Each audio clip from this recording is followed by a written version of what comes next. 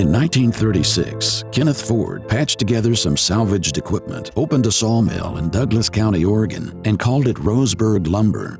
60 years later, Alan Ford took over and, with a long-term view toward growth, expanded the company across the U.S. Roseburg today is a diverse, vertically integrated wood products company with operations across North America and 600,000 acres of timberland in Oregon, Virginia, and North Carolina.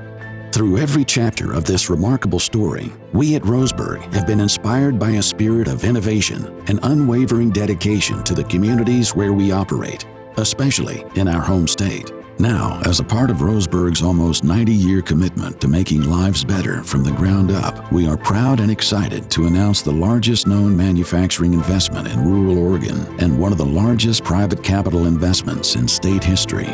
Between now and 2026, Roseburg will invest $700 million in Southern Oregon to continue the advancement of our wood products operations into the ever-expanding and exciting high-tech world. This historic investment will include $500 million for the construction of 2 state-of-the-art manufacturing plants on the footprint of Roseburg's former particle board plant in Dillard.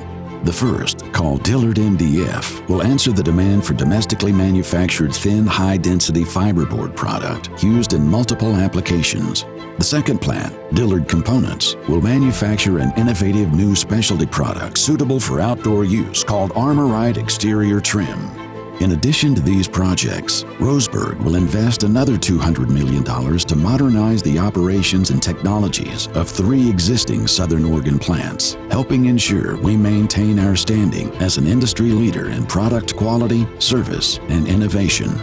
The Oregon Expansion Project will provide new opportunities for Roseburg team members to grow their technical skills and develop even more meaningful careers. And it will strengthen the economic health and stability of the rural Oregon communities that are responsible for this company's success, both in the past and in the future. We can't wait to get started on.